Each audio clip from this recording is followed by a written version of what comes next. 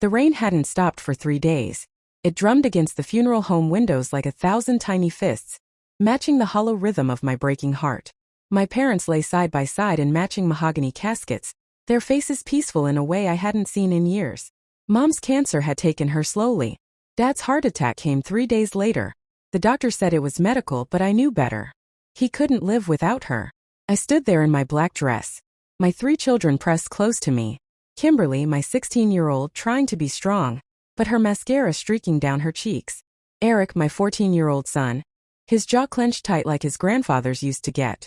And little Sharon, only 8, clutching her stuffed rabbit and whispering questions I couldn't answer. The funeral parlor was filled with family and friends, their voices a low murmur of condolences and shared memories. But all I could hear was the silence where my parents' laughter used to be. That's when Martin leaned close to me, my husband of 18 years, the man who had promised to love me through sickness and health, through joy and sorrow. His breath was warm against my ear as he whispered 6 words that would haunt me forever. I want to divorce Geraldine. It's over. The world stopped. The rain stopped. My heart stopped. I turned to look at him, certain I'd misheard. But his cold, gray eyes held no warmth, no regret, no love, just impatience, as if my parents' funeral was an inconvenience keeping him from more important things. What did you say? My voice was barely a whisper. You heard me. He straightened his tie, that expensive silk one I'd bought him for our anniversary. We'll discuss the details when we get home. Try to keep it together for the kids. Then he walked away just like that, as if he'd commented on the weather instead of destroying my world at the moment I needed him most. I stood there surrounded by mourners paying their respects to my parents, feeling more alone than I'd ever felt in my life. Kimberly's hand slipped into mine, her fingers trembling. Mom, what's wrong? You look like you've seen a ghost. Maybe I had. The ghost of the man I thought I married.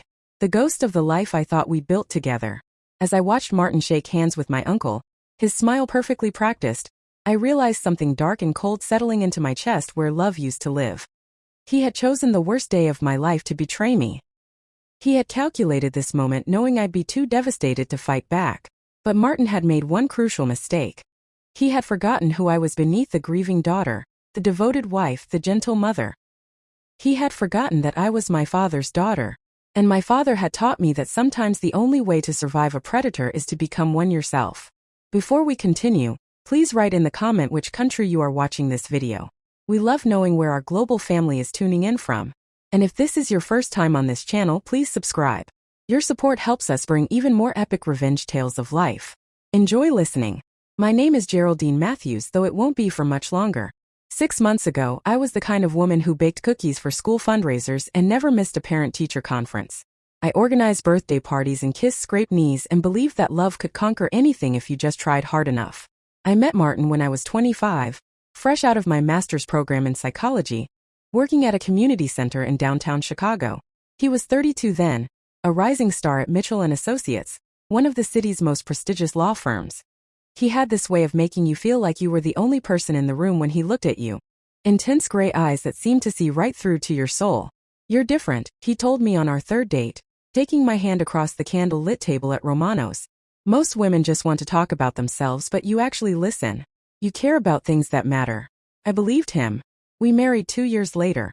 Mom cried through the entire ceremony. Dad walked me down the makeshift aisle with tears in his eyes, whispering, "He better take care of my little girl or he'll answer to me." For a while Martin did take care of me. We bought our first house, a modest 3-bedroom colonial in the suburbs. I gave up my job at the community center when Kimberly was born because Martin said it would be better for the children if I stayed home. A mother's love can't be replaced, he'd said, kissing my forehead as baby Kimberly slept in my arms. Eric came 2 years later, all elbows and energy from the moment he could crawl. Then Sharon, our surprise baby, born when I thought we were done having children. Each birth brought new joy, new purpose. Martin worked longer hours to support our growing family, and I threw myself into motherhood with the same intensity I'd once reserved for my career. But somewhere along the way something changed. It started small. Comments about dinner being too salty or the house being too messy. Sighs when the children were too loud during his important phone calls. He stopped asking about my day. Stopped noticing when I changed my hair or wore something new. "Geraldine, can you keep it down?" became his most common phrase. "Geraldine, where did you put my Geraldine?" "Not now. I'm busy." I became invisible in my own home. The children felt it too, though they couldn't name it. Kimberly, my sensitive oldest, Started closing her bedroom door more often. Eric threw himself into sports. Anything to stay busy after school. Little Sharon began having nightmares, crawling into bed with me in the middle of the night, whispering, "Daddy seems mad all the time." I told myself it was stress. Martin's job was demanding. Partnership at the firm was competitive. He was providing for us, sacrificing for our family. The least I could do was be understanding. I made excuses when he missed Kimberly's school play because of a client dinner. When he forgot Eric's championship game because of a golf meeting. When he came home at midnight having a different smell of perfume. Marriages work. I told myself the same thing Mom used to say when I complained about Dad's long hours at the factory. You don't give up when things get hard. But this wasn't hard. This was dying slowly, one indifference at a time. The final months before my parents' deaths were the worst. Martin had become a stranger living in our house. Someone who ate our food and slept in our bed, but felt nothing for the people around him.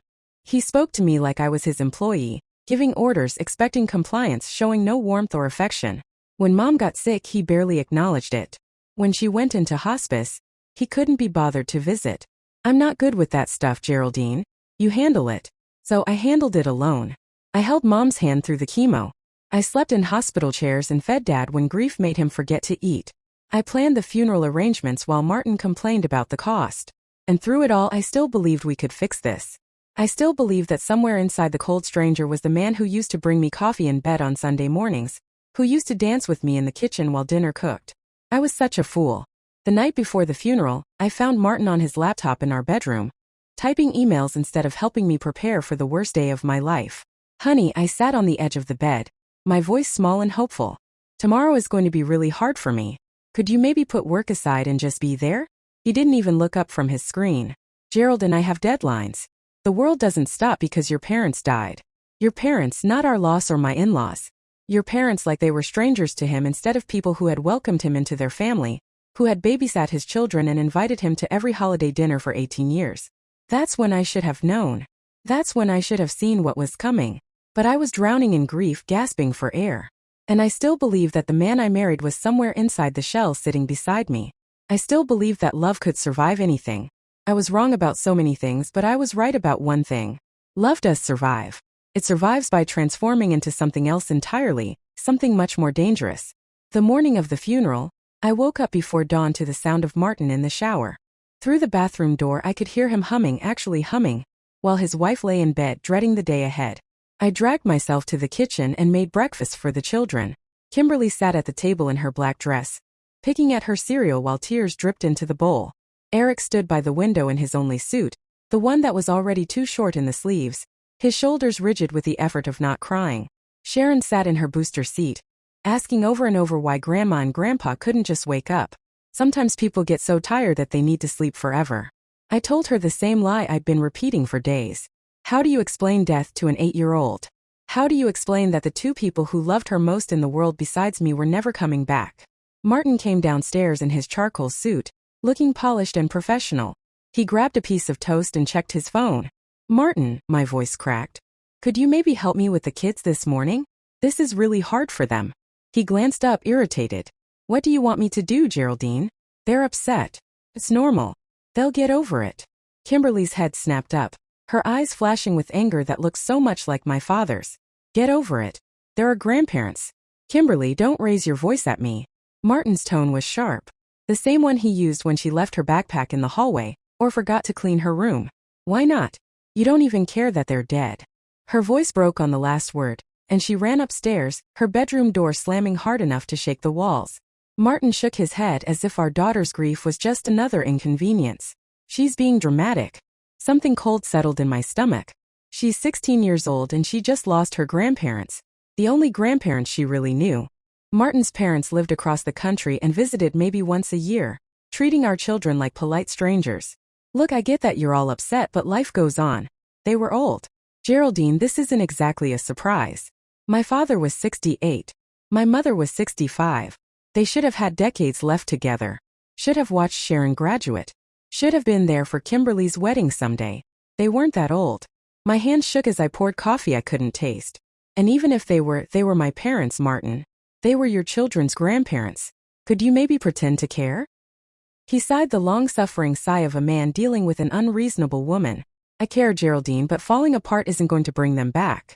Someone has to keep it together.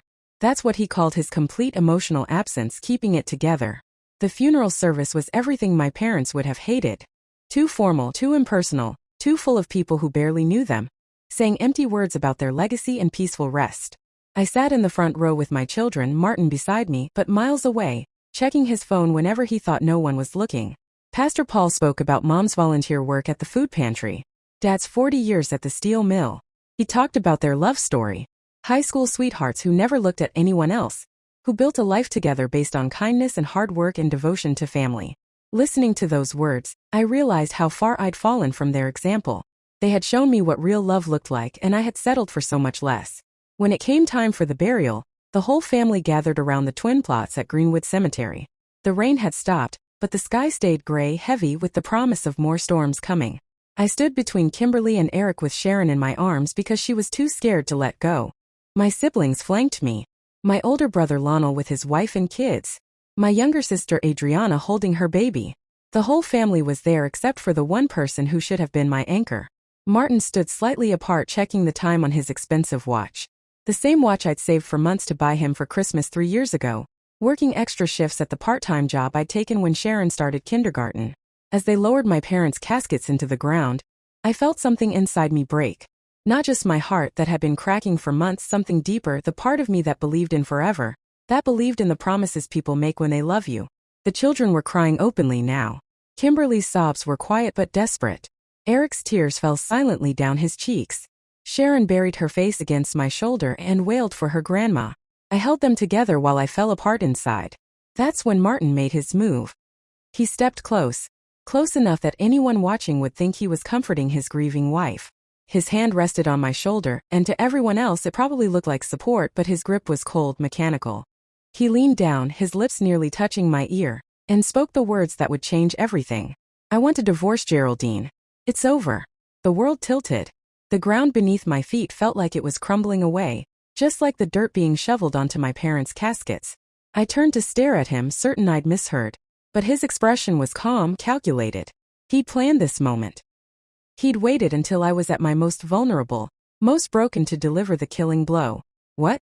The word came out as barely a whisper. You heard me. His voice was flat, emotionless. We'll discuss the details at home. Try to keep it together for the kids.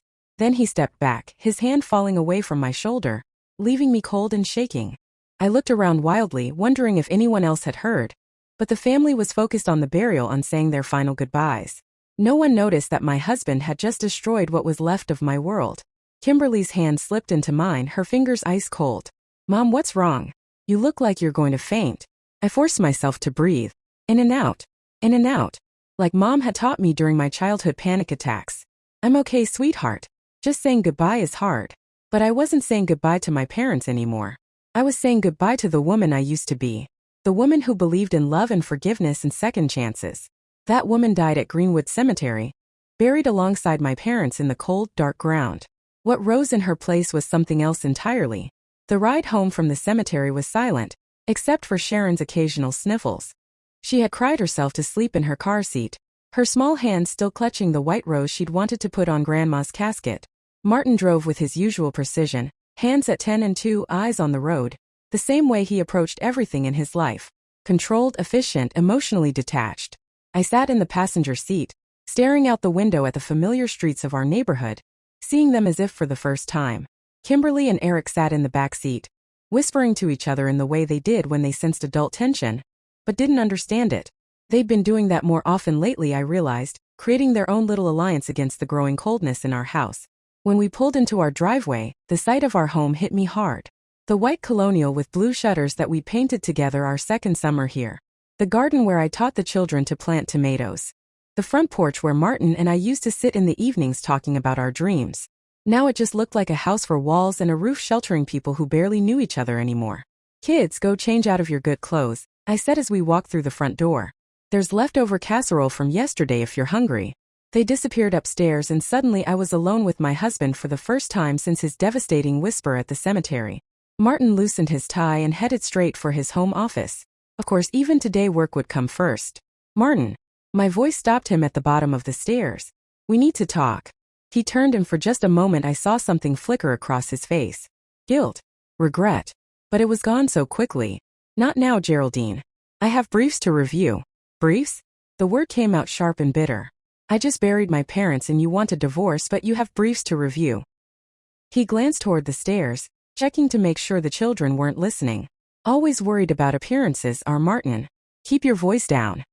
He walked back to me, his expression hardening. Yes, we need to talk, but not when you're emotional and the kids are around. Emotional as if grief was some character flaw I needed to overcome. When then? Tomorrow, next week. When exactly would be convenient for you to destroy our family? Something ugly flashed in his eyes. Don't be dramatic, Geraldine. This isn't working anymore. You know it. I know it. We're just going through the motions. Going through the motions. I stared at him, seeing a stranger. Martin, I'm your wife, the mother of your children. We've been together for 20 years, 18 years of marriage. He corrected as if the distinction mattered. And yes, you're the mother of my children. That won't change. We'll work out custody, child support, all of that. Be civilized about it. Civilized? The word tasted like poison in my mouth. You asked me for a divorce at my parents' funeral. My voice was getting louder despite his warnings at their graveside, while I was watching them being buried. How exactly is that civilized? I chose that moment because I knew you'd be too upset to make a scene. The honesty of it hit me like a slap. I thought it would be easier. Easier for who? He shrugged, and that small gesture broke something else inside me. 20 years together and my pain was just an inconvenience to be managed. Look, Geraldine, we both know this marriage has been over for a long time. We're like roommates at this point. When's the last time we actually talked about anything that mattered? When's the last time we made love? The words came out bitter.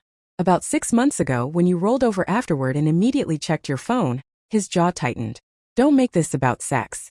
Then what is it about? Because I'm trying to understand how you can throw away 18 years of marriage, 3 children, everything we've built together, and act like it's no more significant than canceling a dinner reservation. You want to know what it's about? His composure finally cracked, and I saw the anger he'd been keeping buried. It's about coming home to a house that feels like a morgue. It's about having a wife who's given up on everything except being a victim. It's about pretending to be happy in a life that stopped working years ago. A victim. Martin, I've spent the last 18 years raising your children, managing your household, supporting your career, and resenting every minute of it. He stepped closer, his voice dropping to that cold, controlled tone that made my skin crawl. Don't act like you've been some kind of martyred Saint, Geraldine. You chose to give up your career. You chose to stay home. Nobody forced you. You asked me to. You said the children needed their mother. The children needed a mother. They needed stability and care and attention. What they got was someone going through the motions, making everyone miserable with her quiet suffering. I felt like he'd reached into my chest and squeezed my heart until it stopped beating. Quiet suffering. Come on, Geraldine. The sighs, the martyred looks, the way you've been sleepwalking through life for the past 5 years. You think I don't notice? You think the kids don't notice? Above us, I heard a door creak. One of the children listening from the top of the stairs. How much had they heard? How much of this poison had already seeped into their young hearts? We'll talk about this later, I whispered. No, we won't. There's nothing left to talk about. Martin straightened his tie, his mask sliding back into place. I'll sleep in the guest room tonight. Tomorrow I'll call my lawyer. You should do the same. He turned to go, then paused. And Geraldine, for the children's sake, try not to make this any harder than it has to be. They don't need to see their mother fall apart. Then he walked away, leaving me standing in the hallway of the house we'd bought together. The house where we'd raised our children. The house that now felt like a mausoleum for everything I'd thought was real. I stood there for a long moment listening to the sounds of my family. Martin's office door closing with a decisive click. Kimberly's music playing softly from her room. Eric bouncing a basketball against his bedroom wall. Sharon talking to her stuffed animals in this sweet, innocent voice that still believed in happy endings. They didn't know yet. They didn't know that their father had just blown up their world. They didn't know that everything they'd counted on, their home, their family, their security, was about to disappear. But they would know soon enough.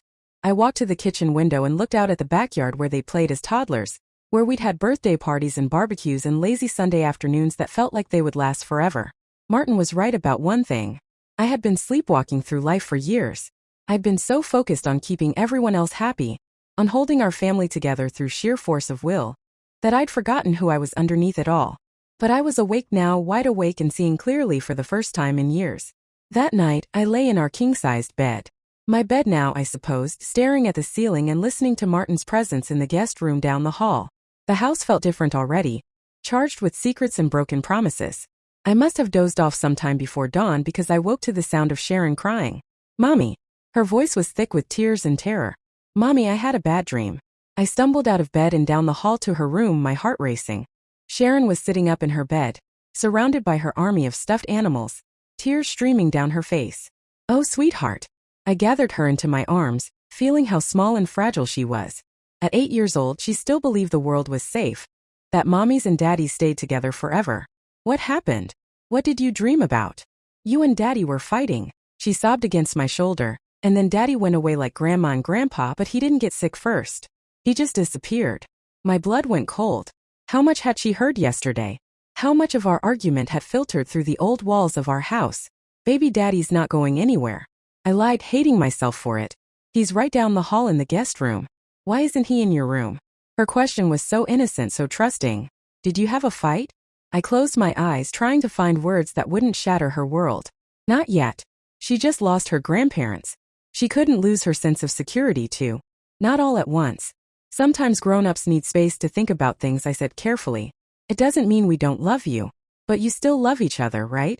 She pulled back to look at me with those big brown eyes that were so much like my mother's. Like Grandma and Grandpa loved each other. The lie stuck in my throat like a stone. "We both love you very much, Sharon. That will never change." It wasn't an answer, and she was smart enough to know it. Her lower lip trembled and fresh tears spilled down her cheeks. "I want Grandma," she whispered. "I know, baby. I want her too." I held Sharon until she fell back asleep, then crept back to my room as the sun was coming up. But before I could close my door, I heard another sound. Kimberly talking quietly on her phone. "No, I don't know what's happening," she was saying. "But something's really wrong. Dad slept in the guest room, and Mom looks like she's going to throw up every time she looks at him." I paused outside her door, hating myself for eavesdropping, but needing to know how much damage had already been done. "I think they're getting divorced," Kimberly continued, her voice breaking. "God, Adriana, what if they get divorced? What happens to us? What happens to Sharon?" My hand flew to my mouth to muffle the sob that wanted to escape. Kimberly, my responsible, sensitive oldest child, was already carrying the weight of adult fears on her 16-year-old shoulders. "I can't leave Sharon alone with this." She was saying she's already so messed up about Grandma and Grandpa. The mom and dad split up now. "I don't think she'll survive it." The pain in her voice was unbearable. This was supposed to be the year Kimberly started thinking about college, about her future, about all the possibilities ahead of her. Instead, she was lying in bed at dawn trying to figure out how to protect her little sister from their parents' failures. I wanted to burst into her room and hold her to promise her that everything would be okay. But I couldn't make that promise anymore. I didn't even know what okay looked like. Downstairs, I found Eric in the kitchen mechanically eating cereal while staring at nothing. At 14, he was all arms and legs, caught between childhood and becoming a man. Lately, he'd been the strong one, the peacekeeper, trying to smooth over the tension that had been building in our house. "Warning, honey." I tried to keep my voice normal as I started the coffee. "You're up early." He shrugged, not looking at me. "Couldn't sleep." "Bad dreams too." "Something like that." He pushed his cereal around the bowl, then finally looked up at me. "Mom, are you and Dad okay?" The direct question hit me like a punch to the gut. Eric had always been the most perceptive of my children, the one who saw through adult pretenses and polite lies. "Why do you ask?" "Because he slept in the guest room. Because you both looked miserable. Because Kimberly's been crying all night, and Sharon's having nightmares." His voice was steady, but I could see the fear in his eyes. "Are you getting divorced?" The word hung between us like a bomb, waiting to explode. I sat down across from him, my hands shaking as I reached for his. "Eric, just tell me the truth, Mom. Please. I'm not a little kid." Looking at his face, so much like Martin's, but with my father's stubborn honesty, I realized he was right. He wasn't a little kid anymore. None of them were really. They'd been living in this house, feeling the coldness between their parents, absorbing the tension like poison. "We're having some problems," I said carefully. "Your father and I, we need to figure some things out. Problems like you don't love each other anymore." His bluntness caught me off guard. "It's complicated, honey." "No, it's not." Eric pushed his bowl away and stood up. "Either you love each other or you don't. Either you want to stay married or you don't. It's not complicated. It's just hard." Out of the mouths of babes. My 14-year-old son had just summed up what I'd been trying to avoid facing for months. What do you want me to say, Eric? I want you to say you're going to fight for us. His voice cracked on the last word. I want you to say our family is worth saving. Before I could answer, Martin walked into the kitchen, already dressed for work in one of his expensive suits. He looked polished and professional, as if he hadn't just dropped a nuclear bomb on his family less than 24 hours ago. Morning, he said curtly, pouring himself coffee and checking his phone. Eric stared at his father with something close to disgust. Really, Dad? You're just going to work like everything's normal? Everything is normal. Martin's tone was cold. I have meetings. Mom just buried her parents yesterday, and you told her you want a divorce at the funeral. Nothing about this is normal. My heart stopped. Eric had heard. Somehow he'd heard Martin's whispered words at the cemetery. Martin's jaw tightened. That's between your mother and me. No, it's not. Eric stood up straighter, and I saw a flash of the man he would become. Strong, principled, unwilling to back down from what was right. It's between all of us. We're your family too, remember? Don't take that tone with me. What tone should I take, Dad? Should I be grateful that you waited until Grandma and Grandpa were in the ground before you decided to destroy our family? Eric, that's enough. But even as I said it, I was proud of him. Proud that he had the courage to stand up to his father when I had spent years making excuses. Martin sat down his coffee cup with controlled force. Your mother and I will discuss this situation with you children when the time is appropriate. Until then, this conversation is over. When will that be? After you've already moved out, after you've divided up our stuff like we're some kind of business deal. The kitchen fell silent except for the ticking of the clock on the wall.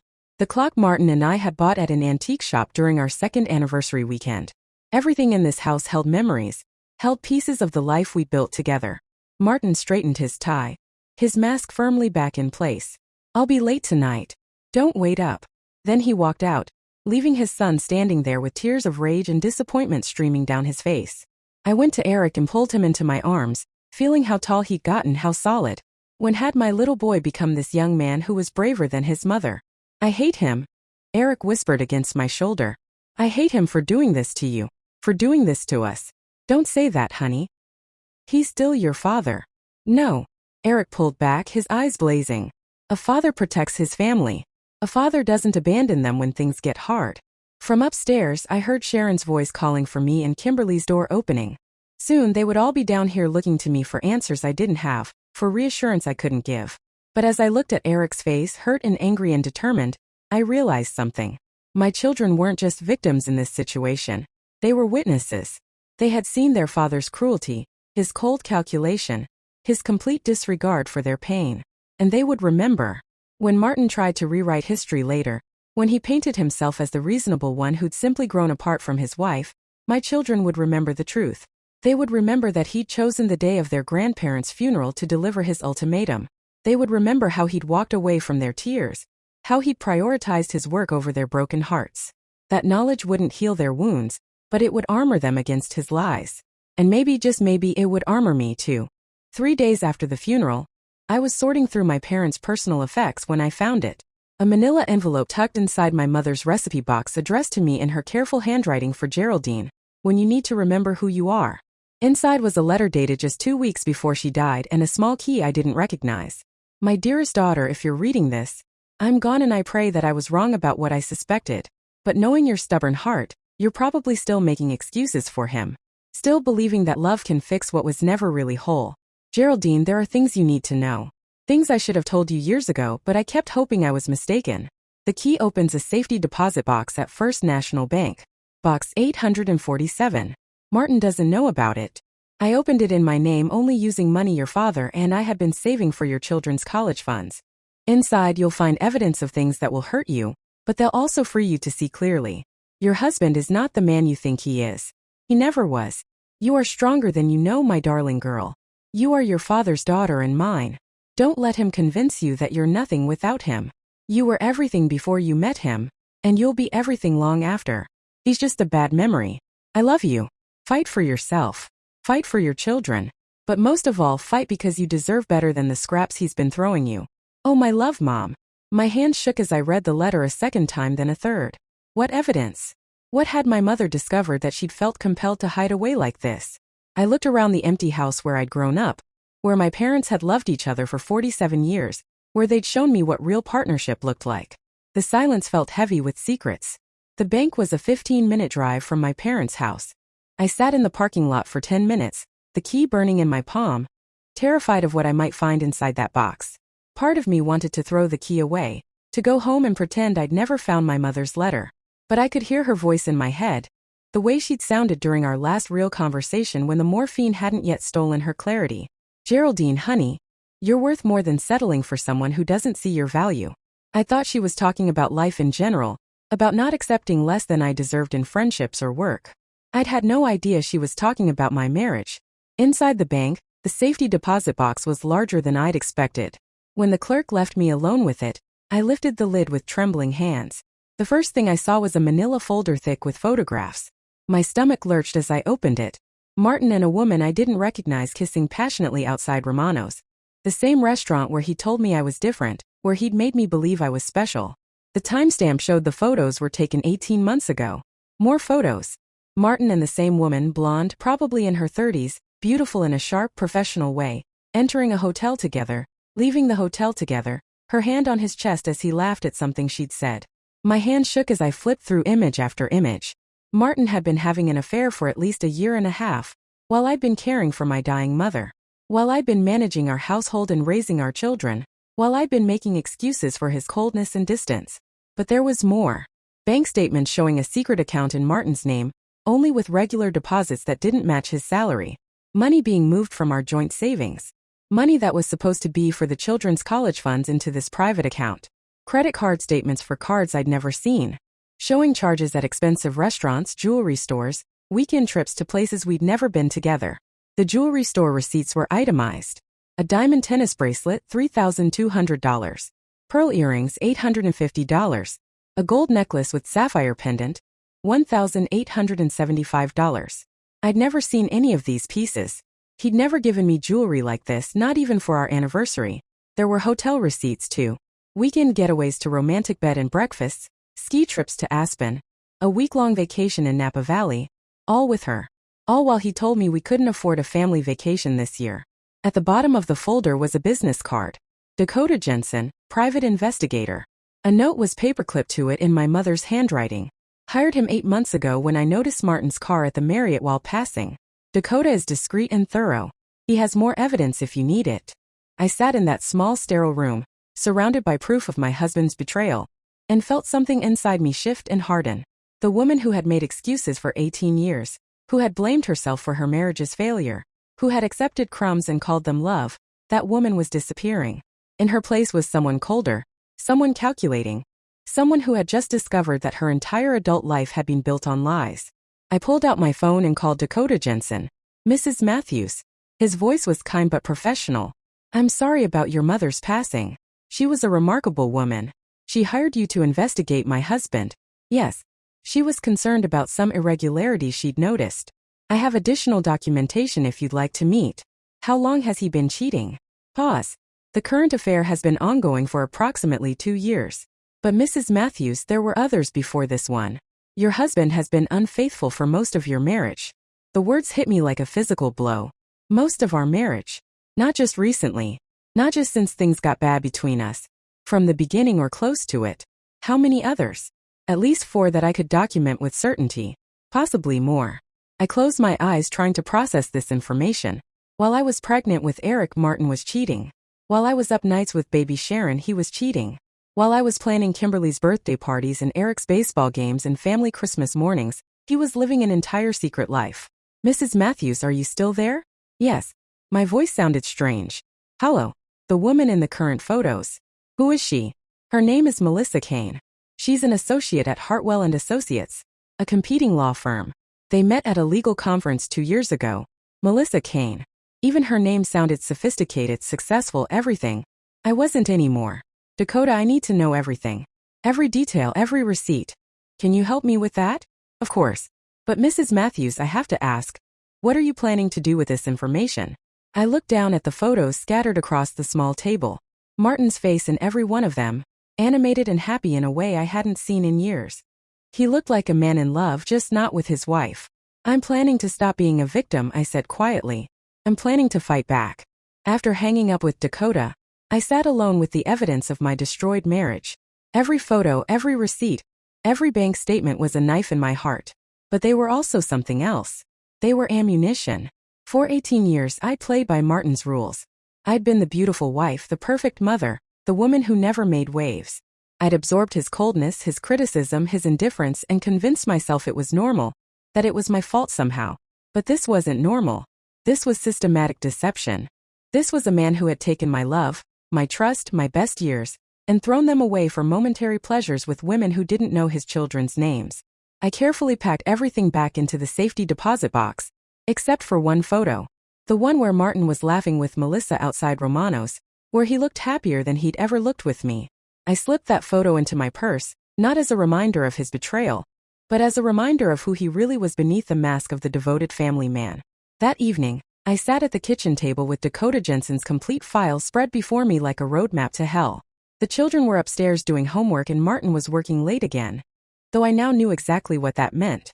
The depth of his deception was staggering. Credit cards I'd never known about. Business trips that weren't business trips, weekend conferences that didn't exist.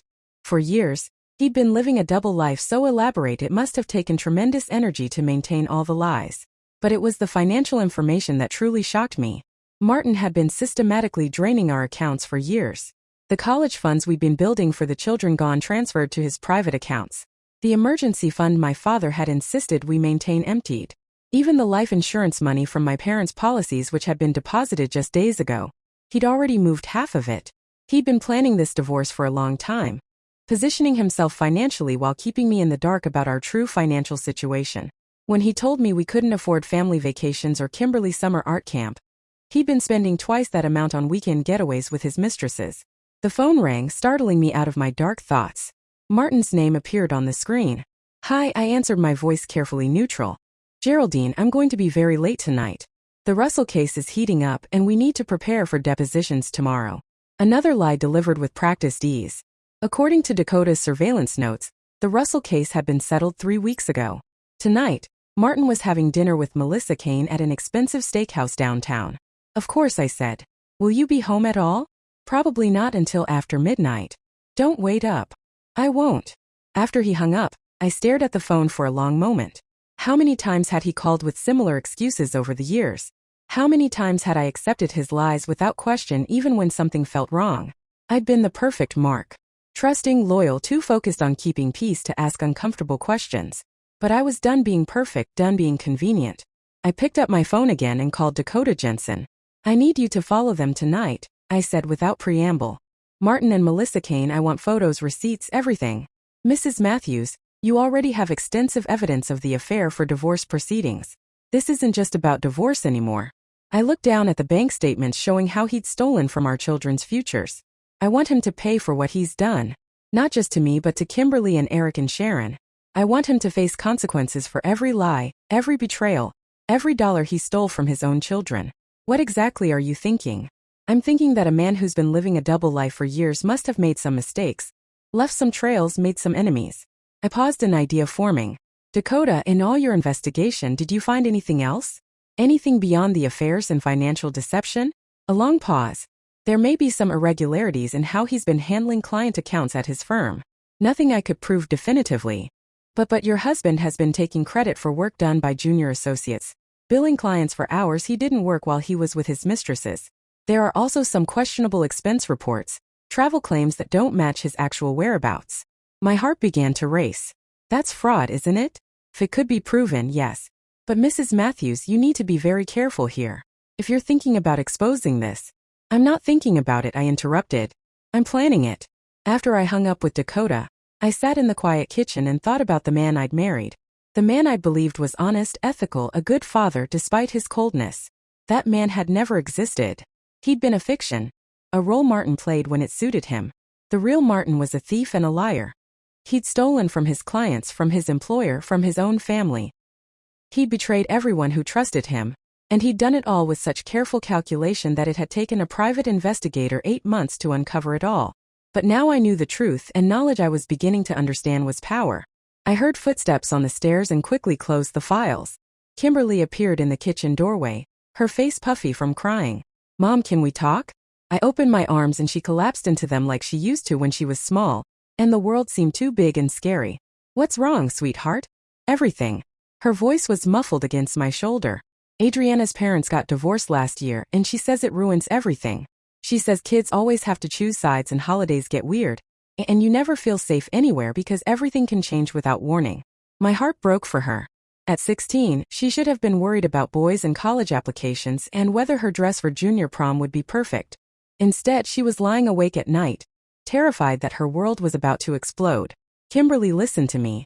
I pulled back to look at her face so young and scared. No matter what happens between your father and me, you will always be safe. You will always have a home with me. That will never change. But what if Dad wants custody? What if he tries to take us away from you? The question hit me like ice water. In all my shock and pain, I hadn't fully considered that possibility. Martin might try to take my children from me. He might paint me as an unfit mother, unstable. He had money for good lawyers. He had connections in the legal community. He could try to take away the only things in my life that truly mattered. He won't, I said. But even as the words left my mouth, I wasn't sure. The Martin I thought I knew would never hurt his children that way. But that Martin was a lie. The real Martin was capable of anything. Promise me, Mom. Kimberly's eyes were desperate. Promise me we'll stay together no matter what. I held her face in my hands, looking into eyes that were so much like mine at that age, trusting, hoping for promises that adults couldn't always keep. I promise you that I will fight for you with everything I have. I promise that I will never stop being your mother, no matter what your father does or says or tries. It wasn't the absolute guarantee she wanted, but it was the truth. And maybe it was enough because she nodded and hugged me tight. I love you, Mom. I love you too, baby, more than you'll ever know. After Kimberly went back upstairs, I returned to the files scattered across the kitchen table. But now, I wasn't just looking at evidence of Martin's betrayal. I was looking at a battle plan. The next morning, Martin left for work with his usual efficiency, briefcase in hand, acting for all the world like a devoted family man heading off to provide for his wife and children. I should be home by 7, he said, straightening his tie. We can talk then about our situation. Our situation, as if 18 years of marriage and 3 children could be reduced to a situation to be managed. Of course, I replied, my voice carefully neutral. The children and I will be here. After his car pulled out of the driveway, I waited exactly 15 minutes, long enough for him to be truly gone, then called in sick to the part-time job I'd taken when Sharon started kindergarten. I had more important work to do today. My first stop was Martin's home office. For years, this room had been off-limits. Martin's sanctuary, where he worked on important cases and confidential client matters. I'd respected that boundary, bringing him coffee when he worked late, quietly closing the door when the children got too loud. Now I realized it wasn't respect. It was trained obedience. Another way he controlled the narrative of our marriage. I sat down at his desk, the same mahogany monster he'd insisted on buying when he made junior partner 8 years ago. For appearances, he'd said. Clients need to see success. The computer was password protected, but I knew Martin well enough to guess. He was methodical, practical. His passwords would be something he'd never forget. I tried Kimberly's birthday. Nothing. Eric's birthday, Sharon's birthday, our anniversary. Nothing. Nothing. Nothing. Then I had a thought that made my stomach turn. I typed in Melissa's name followed by the year they'd met. The screen unlocked. His email was a treasure trove of evidence. Deleted messages from Melissa that he'd thought were gone forever, discussing their weekend plans while I was at my mother's bedside. Business emails showing the questionable billing practices Dakota had mentioned. Communications with his lawyer, not about our divorce, but about a client complaint that had been filed against him 6 months ago. A client who discovered Martin had been billing for work his junior associate had actually done. A client who was threatening to report him to the State Bar Association unless Martin made financial amends. Martin had been stealing from his clients and taking credit for other people's work. And he'd been clever about it, targeting clients who were unlikely to scrutinize their bills closely, spreading the fraudulent charges across multiple accounts so the pattern wouldn't be immediately obvious. But patterns could be found if you knew where to look. I spent the next hour downloading and printing everything, organizing it into folders the way I'd learned in my business administration classes 20 years ago. Before I became just someone's wife and someone's mother, I'd been good at this analysis, organization, problem solving. It felt good to use those skills again, even for something so painful. My phone buzzed with a text from Dakota Jensen. Following DC today, interesting developments. Can you meet this afternoon? As I texted back. What kind of developments? The kind that change everything. 2 p.m. at the Starbucks on 5th Street. After I finished with Martin's computer, I went through his filing cabinets. More evidence of financial impropriety, but also something more personal. A letter from Melissa handwritten on expensive stationery. My darling Martin, I can't wait much longer for you to leave her. I know you said you need to wait until the children are older, but I'm 34 years old. I want children of my own, a real marriage, not stolen hours in hotel rooms. You promised me that this year would be different. You promised me that by Christmas we'd be together openly. If that's not true, if you're just stringing me along like Jennifer suspects you did with her, then I need to know now. I love you, but I won't be your secret forever. Forever yours, Melissa. Melissa was getting impatient. She was pressuring Martin to leave his family, threatening to end their relationship if he didn't follow through. Is that why he'd chosen the funeral to ask for the divorce? Not some sudden realization that our marriage was over, but pressure from his mistress, who was tired of waiting. The thought made me physically ill. My parents' death hadn't just been an opportunity for Martin to deliver devastating news while I was too grief-stricken to fight back. It had been convenient timing for his romance with another woman. I was still processing this when I heard a car door slam outside. My heart jumped. Was Martin coming home early? Had he somehow realized I was going through his things? But it was just the mailman. Still, the scare reminded me that I needed to be more careful. Martin was a lawyer. He understood evidence and documentation better than most people. If I was going to build a case against him, I had to be smarter than he was. I spent the rest of the morning photographing documents with my phone before putting everything back, exactly as I'd found it. By noon, I had enough evidence to bury Martin professionally and personally, but I wasn't done yet. At Starbucks, Dakota Jensen looked troubled. He slid a manila envelope across the table to me, then sat back with his coffee. Mrs. Matthews, I need to ask you something before you open that. Are you sure you want to go down this road? Once you see what's in there, you can't unsee it. I've already seen my husband kissing another woman, Dakota. I've already discovered he's been stealing from our children's college funds and defrauding his clients. What could be worse than that? He sighed. Your husband isn't just having an affair with Melissa Kane. He's been planning to leave his law firm and start a new practice with her. They've been systematically stealing clients and case files for months, preparing to take them when they leave. I opened the envelope. Inside were photographs of Martin and Melissa in what looked like a law office, but not his current firm. They were reviewing files, making copies, clearly working together on something secretive. They've rented office space, Dakota continued. Filed incorporation papers for a new firm. They plan to announce their departure right after your divorce is finalized, taking about 30% of Mitchell and Associates' client base with them. The pieces clicked into place. That's why he wants the divorce now. Not because Melissa is pressuring him, but because they're launching their business together. He needs to be free to be her partner publicly. I believe so. Yes. But Mrs. Matthews, there's more.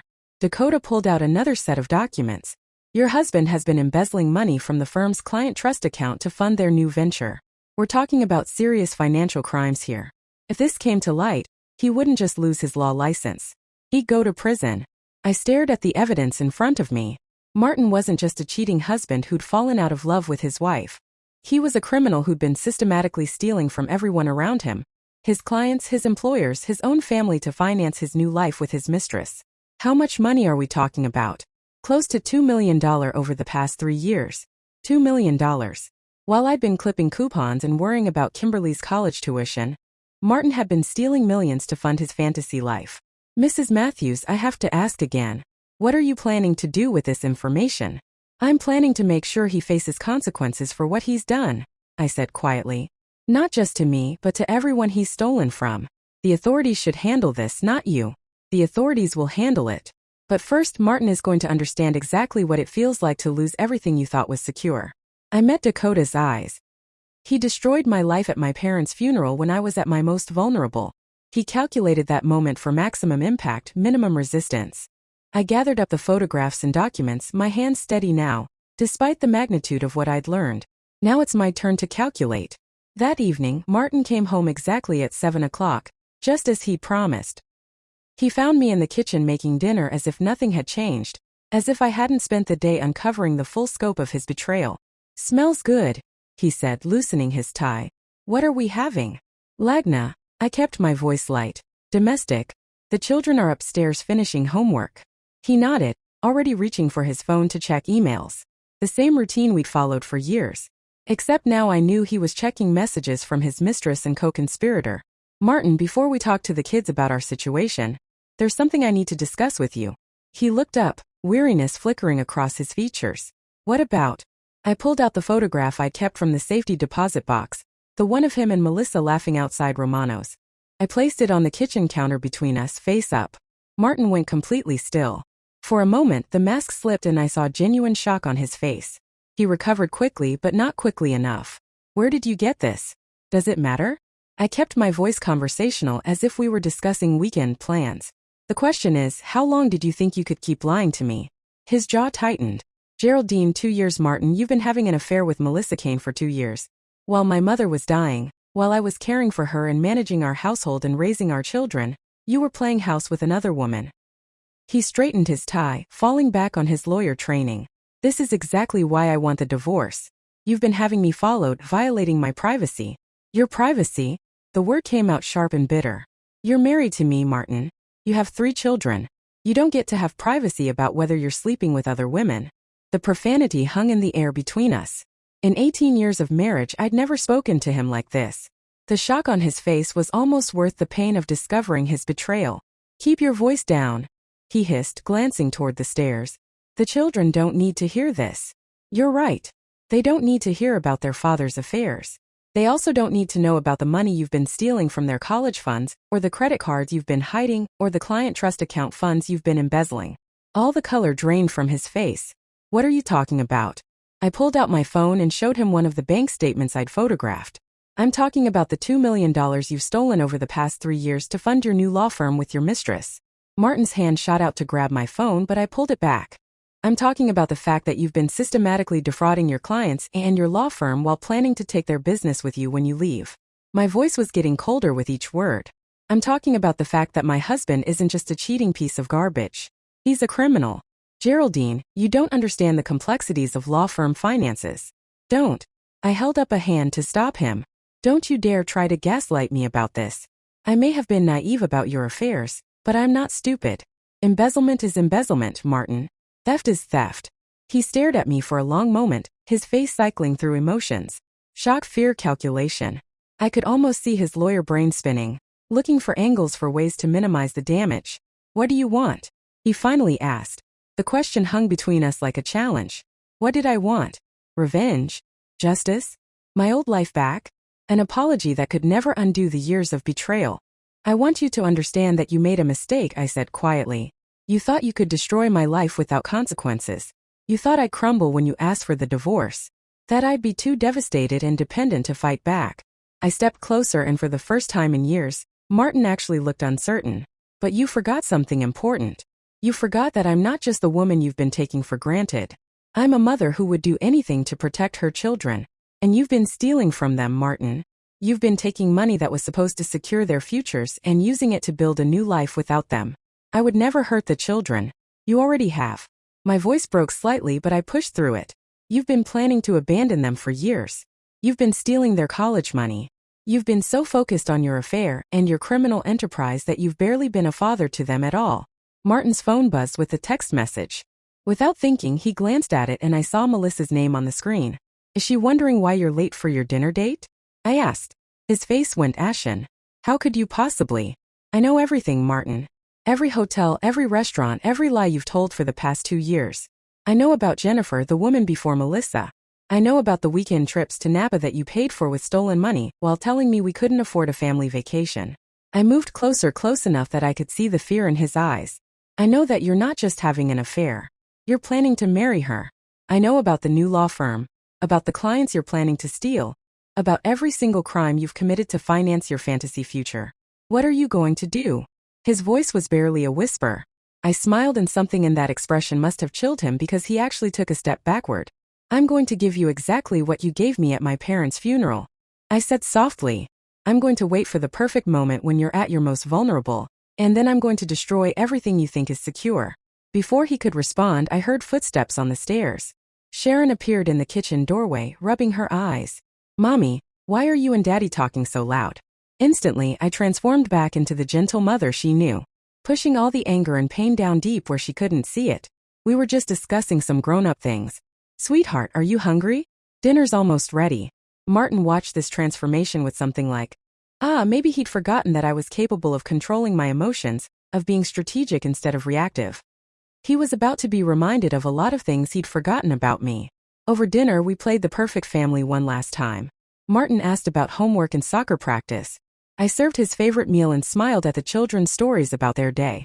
Sharon chatted about her art project. Kimberly complained about her English teacher. Eric described his basketball practice. Thermal, domestic, peaceful. But underneath the surface, a war had begun, and Martin was about to learn that some battles are won not with loud explosions, but with quiet, patient, devastating precision. 2 weeks later, Martin moved out. He did it on a Thursday morning while the children were at school. Efficient and clinical as everything else he touched. Most of his clothes, his important papers, the expensive electronics he'd bought with stolen money, all packed into boxes and loaded into a moving truck, as if our 18-year marriage was just another business transaction to complete. I watched from the kitchen window as he supervised the movers, directing them with the same calm authority he'd once used to plan our family vacations. The difference was that those vacations had been real, built from love and hope for our future together. This move was built on lies and theft and the systematic destruction of everything I'd believed in. Sharon had cried herself to sleep the night before after we'd finally told the children that Daddy would be living somewhere else for a while. Kimberly had locked herself in her room and refused to speak to either of us. Eric had just nodded grimly as if he'd been expecting this moment for months. "Where is Daddy going to live?" Sharon had asked, her voice small and confused. "He's renting an apartment closer to his work," I'd answered, which was technically true. The luxury downtown loft he'd signed a lease for was indeed closer to his office. It was also closer to Melissa's apartment, but I didn't mention that part. Not yet. Martin finished loading his things and came inside one last time, ostensibly to say goodbye, but really to remind me of my place in his carefully orchestrated plan. "The divorce papers will be filed next week," he said, his tone businesslike. "I've spoken with Tom Ryland about representing me. You should get your own lawyer." Tom Ryland, one of the most aggressive divorce attorneys in the city, known for leaving wives with as little as possible while protecting his clients' assets. Of course, that's who Martin would choose. "I've already retained counsel," I lied smoothly. "Mrs. Walsh." Martin's eyebrows rose. Mrs. Walsh was Tom Ryland's main rival, equally ruthless, but with a reputation for protecting women in high-stakes divorces. She was also expensive, more than we could afford or more than Martin thought we could afford. Mrs. Walsh, Geraldine, her retainer alone. "Don't worry about the money, Martin. I have it covered." He stared at me for a moment, clearly wondering where I could have possibly gotten the funds for such an expensive attorney. Let him wonder. It was good practice for all the wondering he'd be doing soon. "Fine," he said finally. "Just remember, I want this to be civilized for the children's sake." Civilized, his favorite word, the one he used to cloak his cruelty and reasonableness. Of course I agreed. Everything will be very civilized. After he left, I sat alone in the house that felt both empty and somehow larger without his oppressive presence. For the first time in years, I could breathe freely in my own home. But I wasn't celebrating. I was planning. That afternoon, I had lunch with Mrs. Walsh. I'd actually retained her the week before after Martin's confession about the divorce, but before he knew, I discovered the extent of his crimes. Mrs. Walsh was a tall, silver-haired woman in her 50s who'd built her career destroying men who thought they could discard their wives without consequences. "Mrs. Walsh," she said, reviewing the files I'd compiled, "this is quite impressive work. You have enough evidence here to not only secure a favorable divorce settlement, but to have your husband disbarred and criminally prosecuted." "That's the plan," I confirmed. "But I need the timing to be perfect. Martin thinks he's controlling this narrative that he's going to walk away from this marriage with his reputation intact and his assets protected. I want him to feel completely secure right up until the moment his world collapses." Mrs. Walsh smiled, and it wasn't a pleasant expression. "What did you have in mind?" "I want to let him file for divorce first. Let him think he's getting ahead of any potential problems. Let him believe I'm just the devastated wife who's going to quietly accept whatever settlement he offers." "That's risky, Mrs. Walsh. Once divorce proceedings begin, assets can be frozen, hidden, moved offshore." "He's already moved most of our liquid assets," I interrupted. Pulling out the bank statements Dakota had helped me compile, but he's been sloppy about it, too confident. "He's left a trail that will be easy for forensic accountants to follow." Mrs. Walsh reviewed the financial documents, her expression growing more impressed by the page. "How did you obtain all this?" "I've been busy." I didn't elaborate. Some details were better kept private, even from my own attorney. The point is, Martin has handed us everything we need to destroy him. He just doesn't know it yet. What's your timeline? I want to wait until he's fully committed to his new venture with Melissa Kane. Let them announce their new law firm. Let them officially take clients from Mitchell and Associates. Let Martin feel like he's successfully transitioned to his new life. And then we drop every bomb at once. The affair, the embezzlement, the client theft, everything. I want his professional reputation destroyed at the same moment his personal life implodes. I want him to lose everything simultaneously so he can't use one area of his life to cushion the fall in another. Mrs. Walsh leaned back in her chair, studying me with new interest. Mrs. Matthews, I have to ask, are you sure you want to go this route? What you're describing isn't just divorce litigation. It's total war. Martin fired the first shot when he asked me for a divorce at my parents' funeral, I said quietly. He calculated that moment for maximum impact, knowing I'd be too devastated to fight back effectively. He's been stealing from his own children's futures to finance his affair. He's planning to abandon them entirely for a new life with his mistress. I met her eyes, letting her see the steel that had been forged in the fire of Martin's betrayal. So yes, I want total war because that's what he declared on me and my children the moment he decided we were disposable. 3 months passed. 3 months of Martin playing the role of the reasonable ex-husband, taking the children on awkward weekend visits to his downtown loft, sending child support payments that were deliberately lower than what he could afford, positioning himself as the responsible parent dealing with an emotionally unstable ex-wife. I played my part perfectly. I showed up to school events looking harried and overwhelmed. I made small talk with other parents about how hard it was being a single mother. I let Martin's friends see me struggling with basic tasks like getting the lawnmower to start or programming the new television remote. Everyone who knew us began to construct the narrative Martin wanted. Successful lawyer forced to divorce his mentally fragile wife, doing his best to maintain a relationship with his children despite her instability. Meanwhile, I was quietly building my case with the precision of a surgeon preparing for a complex operation. Dakota Jensen had continued his surveillance, documenting every meeting between Martin and Melissa, every client they poached from Mitchell and Associates, every step in their carefully planned business venture. Mrs. Walsh had assembled a team of forensic accountants who were tracing every dollar Martin had stolen over the past 3 years. And I had been patient, waiting for the perfect moment to strike. That moment came on Monday morning, when Martin and Melissa announced the grand opening of Kane & Matthews Law, a boutique firm specializing in corporate litigation with offices in the most prestigious building downtown. The announcement appeared in the legal journal and the business section of the newspaper. Photos of Martin and Melissa cutting a ribbon, both of them radiant with success and love, surrounded by clients they'd stolen from Martin's previous firm and colleagues who had no idea they were celebrating with criminals. Martin looked happier in those photos than I'd seen him in years. He looked like a man who'd successfully reinvented himself, who'd left behind the burdens of his old life for something bright and new and full of possibility. He looked like a man who thought he'd won. I smiled as I read the article over my morning coffee. The children had already left for school, and the house was quiet around me. It was time. My first call was to Walsh. It's time to file, I told her. Everything's ready. The criminal referrals, the bar association complaints, the civil suits, all prepared and ready to go. Good. I want everything filed simultaneously. Martin should receive service of papers for the criminal charges, the ethics investigation, and the divorce counter suit all on the same day. My second call was to Dakota Jensen. I need you to deliver copies of the complete surveillance file to 3 people today, I said, reading from a list I'd prepared months ago. First, to Robert Mitchell at Mitchell & Associates. Second, to the senior partner at Kane & Matthews' biggest new client, Hartwell Industries. Third, to the editor of the legal journal. My third call was to Kimberly's school. This is Geraldine Matthews, I said to the guidance counselor. I wanted to give you a heads up that there may be some media attention around our family in the next few days. If any reporters contact the school asking about my children, please don't provide any information. Is everything all right, Mrs. Matthews? Everything's going to be fine, I said. And for the first time in months, I actually believed it. It's just going to be a difficult week. By noon, the trap was in motion. Martin received service of papers at his new office in front of Melissa and 2 potential clients they'd been courting. Criminal charges for embezzlement, fraud, and theft, ethics violations that would result in disbarment proceedings, a divorce counter asking for full custody of the children, and claiming spousal support based on Martin's proven pattern of financial deception.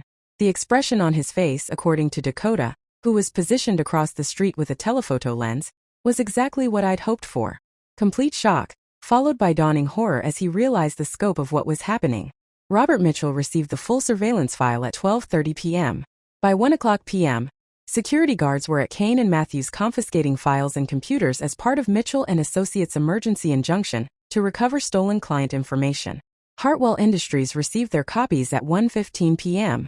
By 2 p.m. they had terminated their contract with Kane and Matthews and issued a public statement distancing themselves from any association with the firm.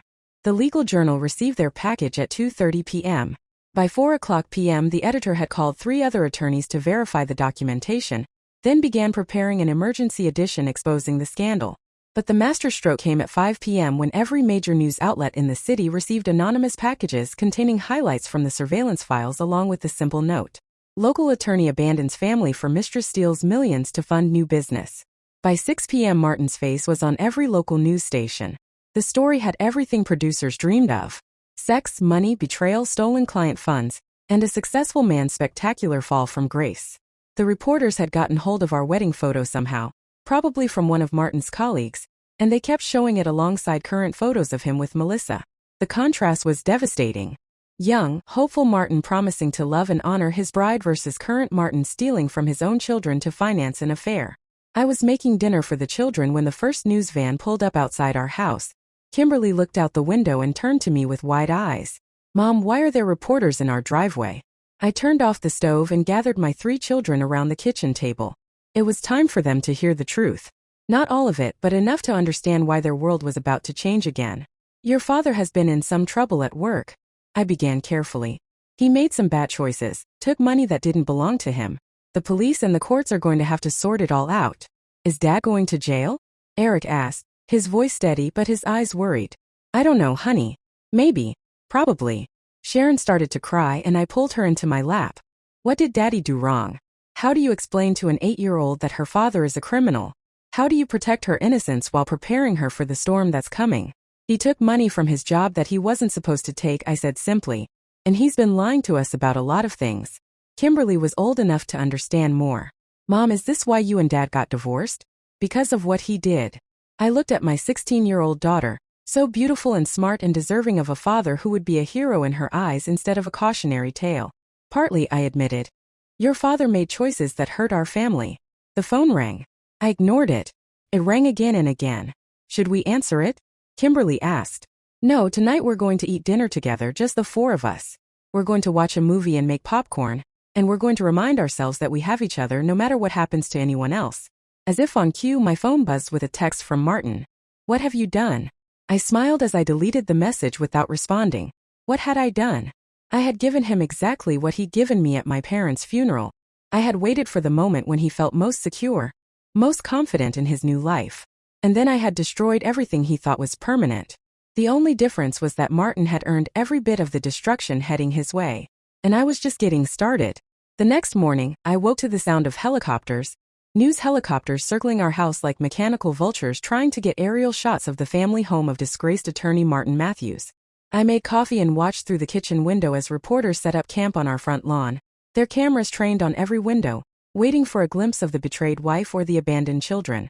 It was surreal. For 18 years, I'd lived in this house in quiet anonymity, raising my children and managing my household, while Martin built his reputation in the legal community. Now suddenly we were the center of a media circus. But I'd been preparing for this too. Mrs. Walsh arrived at 8 a.m. through the back door, avoiding the reporters out front. She looked grim but satisfied as she spread newspapers across my kitchen table. "It's front-page news in 3 papers," she said. "The story has everything. Corruption, betrayal, a sympathetic wife, children caught in the middle. Public opinion is going to be entirely on your side." I scanned the headlines. "Respected attorney steals millions for mistress. Family man's double life exposed. Local lawyer abandons wife and children for stolen money." The articles were devastating. They had quotes from clients Martin had defrauded, from junior associates whose work he'd stolen credit for, from colleagues who expressed shock and betrayal at his deception. They had financial records showing exactly how much money he'd taken from our children's college funds. But most damaging of all, they had the human interest angle. The grieving wife who just lost her parents, blindsided by divorce papers at their funeral, now discovering that her husband had been systematically stealing from their children's futures to finance an affair. "How do you feel about this?" Margaret asked, studying my face. "Having your private life splashed across every newspaper in the city. I feel like justice, I said quietly. Martin thought he could control the narrative. Paint me as the unstable wife who couldn't handle the end of our marriage. Instead, everyone now knows exactly who he really is. My phone had been ringing constantly since yesterday evening. Reporters, old friends, even some of Martin's former colleagues expressing their shock and offering support. I turned off the ringer, but I could see the messages accumulating. The children came downstairs for breakfast, looking tired and overwhelmed. They'd heard the helicopters too, seen the reporters camping outside. Mom, Kimberly said, her voice small. Everyone at school is going to know about this. Yes, they are. I pulled her into a hug, and that's going to be hard for a while. People are going to stare, ask questions, maybe say things that hurt. But you need to remember something. You have nothing to be ashamed of. Your father's crimes are not a reflection on you. But what if people think? Let them think whatever they want. I said firmly. You know who you are. You're Kimberly Matthews honor student, talented artist, loyal friend. You're Eric Matthews star athlete, natural leader, young man with integrity. You're Sharon Matthews bright, creative, full of love and joy. I looked at each of my children, seeing Martin's features mixed with mine, seeing the good people they were despite their father's failures. Your father's choices don't define you. They don't limit you. They don't change the fact that you are smart, capable, wonderful human beings who deserve every good thing life has to offer. Sharon climbed into my lap, snuggling against me the way she had as a toddler. Mommy, are we going to be okay? We're going to be better than okay, baby. We're going to be strong. And for the first time since Martin had whispered those devastating words at my parents' funeral, I truly believed it. My phone buzzed with a text from Dakota Jensen. Martin and Melissa both arrested this morning. Peru walk photos attached. I opened the attachment and saw Martin in handcuffs, being led out of their luxury office building by federal agents. His expensive suit was rumpled, his hair disheveled, his face a mask of shock and disbelief. Melissa walked behind him, also handcuffed, crying as cameras flashed around them. They looked exactly like what they were, criminals who'd finally been caught. I deleted the photos. I didn't need to see Martin's humiliation to feel satisfied. I could hear it in the helicopter rotors overhead, see it in the newspaper headlines, feel it in the way my children were finally learning that their mother was strong enough to protect them. Martin had spent months positioning himself as the victim of an unfortunate marriage, the successful man forced to make difficult choices. Now everyone knew the truth. He was a thief who'd stolen from his own children, a liar who'd betrayed everyone who trusted him, a coward who'd asked for divorce at a funeral because he'd calculated it would cause maximum pain with minimum resistance. But he'd miscalculated something crucial. He'd forgotten that the woman he was betraying was the daughter of a man who'd worked double shifts for 30 years to provide for his family, the daughter of a woman who'd volunteered at soup kitchens and taught Sunday school, and believed that standing up for what's right was worth any personal cost. He'd forgotten that love, real love, the kind my parents had shown me, doesn't make you weak, makes you fierce. 6 months later, I sat in a federal courthouse watching Martin be sentenced to 8 years in prison. He stood before the judge in an orange jumpsuit, his hands shackled, looking nothing like the confident attorney who'd once commanded respect in these same halls. The man who'd always been impeccably dressed now had hollow cheeks and unkempt hair. Prison had not been kind to him. Melissa had already been sentenced 3 years for her role in the embezzlement scheme, though her cooperation with prosecutors had earned her a reduced sentence. She'd thrown Martin under the bus completely, testifying that he'd been the mastermind while she was just a naive associate who'd fallen for his manipulations. Maybe that was true. Maybe Martin had manipulated her and probably others before her. Maybe she really believed she was in love with a man who was going to leave his wife for her, not a criminal who was using stolen money to finance their affair. Or maybe she was just smarter than Martin when it came to self-preservation. Either way, she was in minimum security prison upstate while Martin was heading to a federal penitentiary, where white-collar criminals learned hard lessons about the real cost of their choices. The judge, a stern woman in her 60s who'd clearly seen her share of entitled men who thought the rules didn't apply to them, was not in a lenient mood. "Mr. Matthews," she said, "you have systematically betrayed the trust placed in you by your clients, your law firm, and most tragically by your own family. You stole money that was meant to secure your children's futures. You used your position as an officer of the court to commit fraud and embezzlement on a massive scale." Martin stood perfectly still, but I could see his hands trembling. "What makes your crimes particularly egregious," the judge continued, "is the calculated nature of your deception. This was not a momentary lapse in judgment or a single bad decision. This was a pattern of criminal behavior spanning years during which you maintained the facade of a respectable family man, while systematically destroying the lives of everyone who trusted you. I sat in the gallery with my children, watching their father learn the consequences of his choices. Kimberly held my hand tightly. Eric sat rigid with anger and shame. Sharon leaned against me, too young to fully understand the legal proceedings, but old enough to know that Daddy was in serious trouble. They had chosen to come today. Against my advice, against the recommendations of their therapists, they had insisted on being present for their father's sentencing. We need to see it end, Kimberly had said. We need to see that there are consequences. So, here they were watching the man who was supposed to protect them being led away in shackles, finally facing justice for his crimes. The financial recovery had been better than I'd hoped. The forensic accountants had traced most of the stolen money to accounts Martin thought were hidden, and civil suits against both Martin and Melissa had resulted in substantial judgments. The children's college funds had been restored, plus damages. Our house was safe. Our future was secure. But the real victory wasn't financial. The real victory was sitting beside me in the form of 3 children who had learned that actions have consequences, that lies always come to light, and that their mother would fight to protect them no matter the cost. After the sentencing, we walked out of the courthouse together into the bright spring sunshine. The media circus had died down months ago, moving on to other scandals and tragedies. We were just a family again, scarred but healing, broken but not defeated. Mom, Eric said as we reached the car. Do you think he's sorry? I looked back at the courthouse, thinking about the man I'd once loved, the father my children had once trusted. Was Martin sorry for the pain he caused us or just for getting caught? I think he's sorry he has to face consequences, I said honestly. Whether he's sorry for what he did to us, I don't know, honey, and it doesn't really matter anymore. Kimberly squeezed my hand. You did the right thing, Mom, making him pay for what he did to us. I'd worried about this, about my children thinking I was vindictive, about them blaming me for their father's downfall. But they were older now, wise beyond their years in the way children become when they're forced to confront adult realities too early. They understood that I hadn't destroyed their father. I had simply stopped enabling his destruction of everyone around him. Are we going home now? Sharon asked. Home. The word had new meaning now, not just the house we lived in, but the safe space we'd created together after Martin's betrayal had shattered our old life. Yes, baby. We're going home. 2 years after Martin's sentencing, I stood in the kitchen of our house. Truly, our house now since the divorce settlement had awarded it to me along with most of Martin's assets. Making Sunday breakfast for my family. The morning light streamed through windows that no longer felt heavy with secrets and lies. Kimberly was home from her first year at Northwestern University, studying psychology with plans to become a counselor for children of divorce. Eric, now a senior in high school, was being recruited by several colleges for basketball. Sharon, 10 years old and resilient in the way children can be, was setting the table while chattering about her art class. We had survived. More than that, we had thrived. The insurance money from my parents' life insurance policies, which Martin had tried to steal, had allowed me to go back to school and finish my master's degree in counseling. I now worked part-time at the same community center where I'd met Martin 20 years ago, helping women who were escaping abusive relationships. It was ironic in a way. Martin's betrayal had destroyed the woman I used to be, the accommodating wife who made excuses and kept peace at any cost.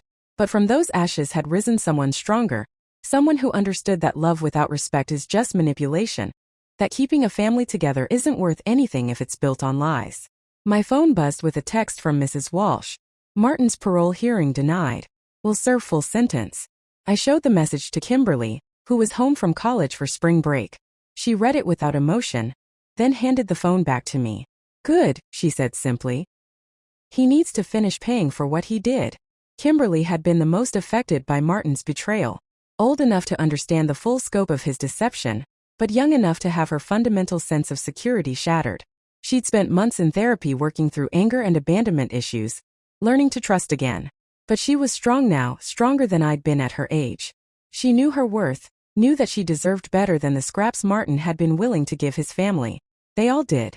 Eric bounded into the kitchen, sweaty from his morning run, and grabbed an apple from the bowl on the counter. At 17, he was taller than his father had been with broader shoulders and kinder eyes. Coach wants to know if you can come to the game Tuesday, he said. Scouts from Duke are coming to watch. My son was being recruited by Duke University on full scholarship because he was talented and hardworking and had never needed to steal from anyone to achieve his goals. I wouldn't miss it, I told him. Sharon ran into the kitchen holding a drawing she'd made. A picture of our family, just the 4 of us standing in front of our house with the rainbow overhead. Look what I made in art class, she announced proudly. I looked at the drawing, at the way she positioned us all so close together, at the smile she'd drawn on my face. In Sharon's picture, we looked happy, safe, complete, and we were. That afternoon, as we sat on the front porch watching Sharon play with the neighbor's dog that night, after the children were in bed, I sat in my home office, Martin's old sanctuary, now converted into my study space, and opened the journal I'd been keeping since the divorce. On the first page, written in the shaky handwriting of a woman barely holding herself together, were the words, "Martin asked for a divorce at my parents' funeral. I don't know how to survive this." On the most recent page, in steady, confident script I'd written today, Kimberly told me she's proud of me for fighting back. I think Mom and Dad would be proud too.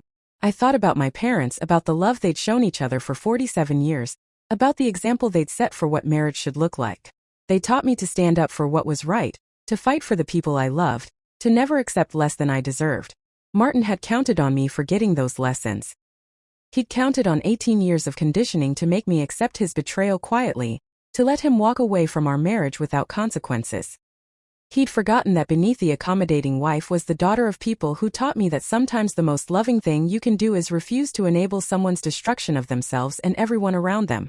I closed the journal and looked around the office, at Kimberly's college acceptance letters on the bulletin board, at Eric's basketball trophies on the bookshelf, at Sharon's artwork covering one entire wall. Evidence of the life we'd built from the wreckage of Martin's betrayal. Evidence that sometimes when someone tries to destroy you, the best revenge is simply refusing to stay destroyed. Martin was in prison, stripped of everything he'd thought made him powerful. His reputation, his money, his freedom. He'd lost his law license, his business, his relationship with his children. The woman he'd betrayed his family for had testified against him to save herself. He'd gotten exactly what he'd given me at my parents' funeral, the complete destruction of everything he thought was secure, delivered at the moment he felt most confident in his new life. The only difference was that he'd earned every bit of his suffering. I turned off the lights and headed upstairs to check on my children one last time before bed. Kimberly was reading in her room, preparing for her psychology exam. Eric was already asleep, exhausted from basketball practice, and dreaming, I hoped, of the bright future ahead of him. Sharon was curled up with her stuffed rabbit, the same one she'd held at my parents' funeral 2 years ago. They were safe. They were loved. They were free from the toxic influence of a father who'd seen them as inconveniences to be managed rather than precious gifts to be treasured. And I was no longer the broken woman who'd stood at that graveside, shattered by betrayal and unsure how to survive. I was someone who'd learned that survival isn't enough, that sometimes you have to be willing to fight, to demand justice, to refuse to let someone else's cruelty define your story. Martin had thought he was discarding his old life for something better. Instead, he'd freed us to become something better without him. In the end, his greatest crime wasn't the money he stole or the trust he betrayed. It was underestimating the strength of the woman he'd chosen to destroy.